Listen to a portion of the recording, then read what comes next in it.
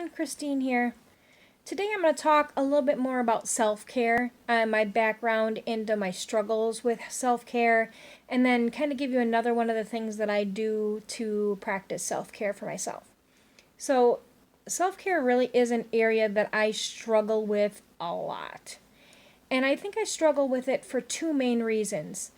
Growing up the child of a double alcoholic home. Both my mom and my dad were alcoholics. I essentially took over household maintenance and care when I was 9. And I did that because my sister Kelly, who had a big hand in raising me to that point, got married and moved away with their husband. And by away, they were just a couple blocks. But she wasn't living at home anymore, so somebody had to assume the responsibilities that she had before. So that was 9 when that happened. And then I had my oldest daughters at the age of 17 and 19. So I had Hannah the third week of my senior year of high school, and when she was 6 months old, I married her father. And then when I was 19, my ex-husband and I had another baby. So I was a mom from the age of 17. I really didn't have those years in life, those college years. And I went immediately from caring for the household and the family that lived there, my family, to caring for my own family. So self-care was never something that I taught myself or learned from anybody else, for that matter. So one of my goals for 2019 was really to learn and practice self-care. And I do that in a couple of different ways. I think best when I write, and I know that might be not everybody's forte, but I do. So I have a couple of journals that I keep to help me with self-care. So I'm going to kind of show them to you, and we'll go through them. But first, I want you all to repeat this with me, and we're going to say it 3 times for maximum retention. Self-care is not selfish. Self-care is not selfish.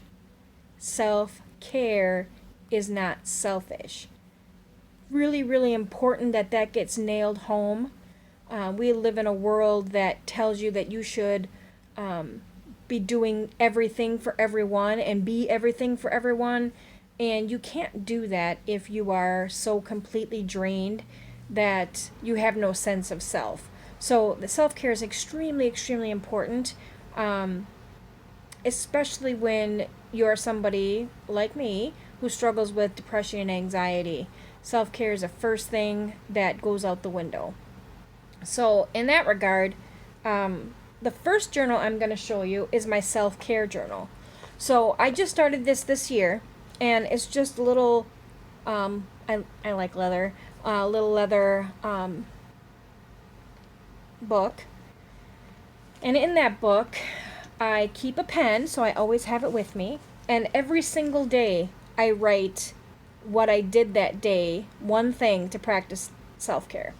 And on days when you are having poor mental health days and you can't even think about something that you could possibly do to practice self-care, I actually made myself a proactive list here in the back of things that I could choose from if I'm having trouble one day thinking about what I want to do. So it's backwards and frontwards the same way. So I'm just going to go through a couple of them. I've got the month listed up here, and then down the side I've got the dates of the month, and then obviously what I did that day to practice self-care. So the first of every month, I like to smudge my house. It's a practice that is done in many different cultures, but it's done in the Native American culture, and that is to remove the negative energy from your home, and you pray over your home while you do it. So that's helpful for me. It's a cleansing ritual. On the second, I made a yummy breakfast. On the third, I watched videos on YouTube of old couples that just melted my heart. So I go down. On the 5th, I had a ladies' game night with a bunch of friends, and that was a hoot. I got my nose pierced. That's something I've always wanted to do, and I finally got up the nerve to do it. So it goes all the way down. I spent time with my niece. I actually threw a surprise Sweet 16 party for my daughter Amelia on the 12th, which was her 16th birthday. And then the next day, so that's my 12th, I threw that party, and it was so much fun. I loved planning it, and I loved seeing it all come together, and I loved the fact that we surprised her, and that she had just the time of her life that night. But then the 13th, I nursed my body, because Mama danced, and Mama danced a lot, and I was hurting. So I spent that day probably in this exact recliner, under this exact blanket, watching movies and keeping up with the ibuprofen regularly. So we're going to go, so it's next page here is only filled out obviously for the first few days here.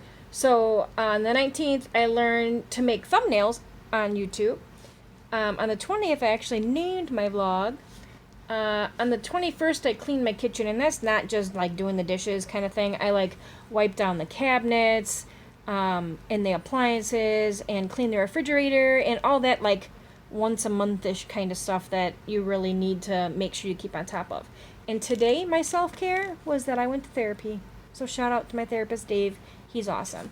And then I've got February all lined up here with the numbers. So that's my self-care journal.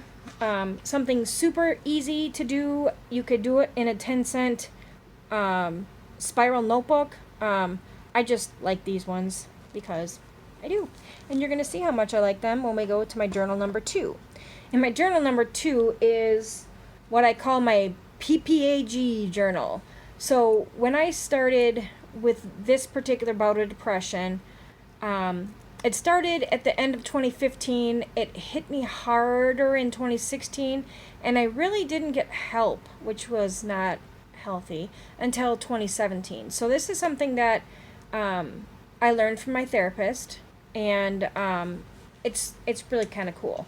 I want to, my pen fell out, kind of share it with you because I think when you're in dark places, it's important for you to look at positive things in your life because your mind is dark, so it's hard to see through the dark to the lighter positive things.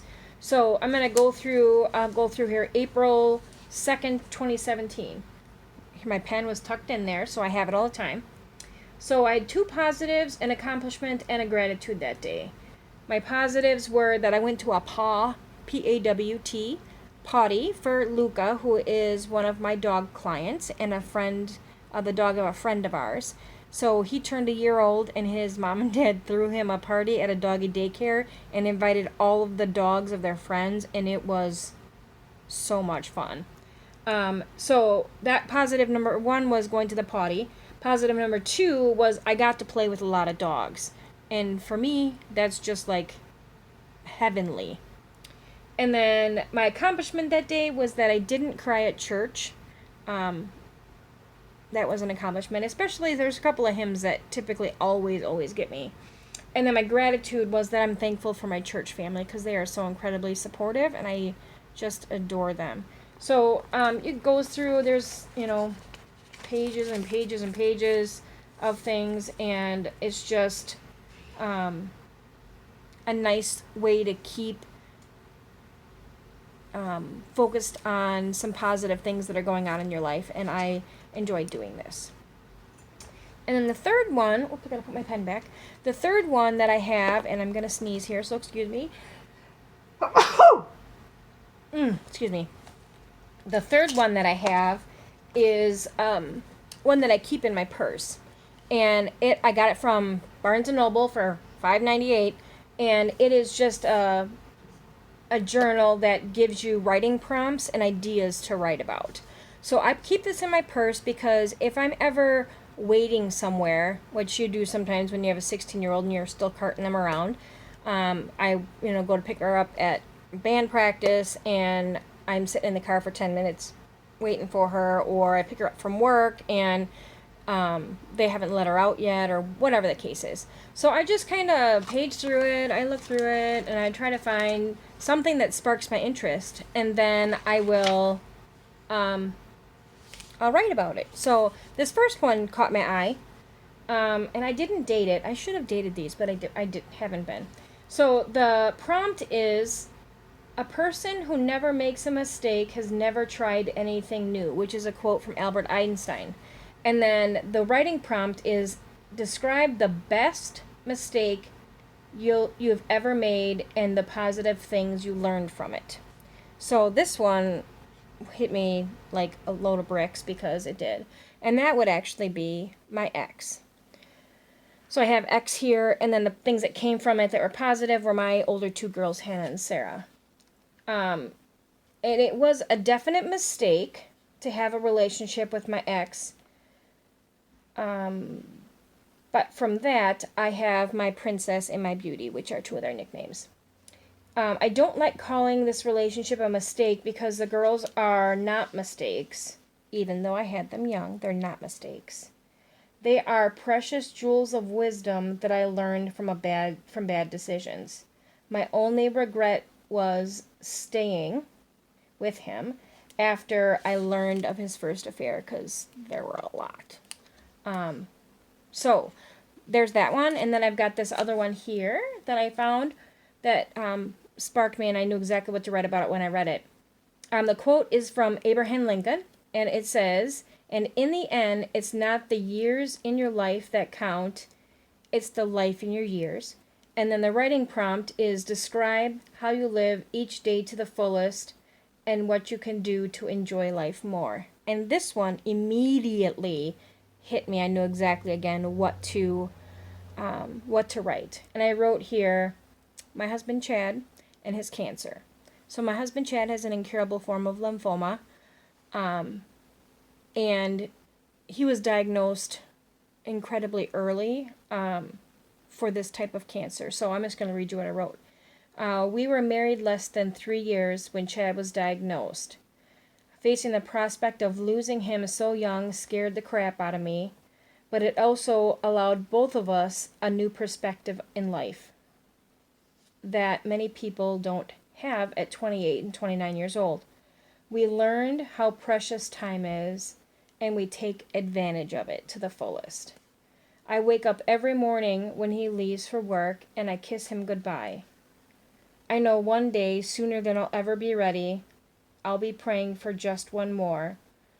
So I am taking all of them that I can get now. So this is a great idea too, just to kind of get your thoughts out on paper and, prompt you to think about things. And I really enjoyed that a lot. So journaling is important for me. It's not everybody's bag, but it's helped me a lot. And it is another great way that you can practice self-care. So the other way, look at, I'm going to turn the camera. Owen, say hi. Owen. Hi. That's my puppers. Isn't he cute? All right. I'm signing off. I hope to be able to post another video tomorrow. In the meantime, you're going to like, you're going to subscribe, and you're going to hit that notification bell so you get a notification when I post new videos. And if you would, please also leave me a comment. I promise to comment back. Thanks, everybody.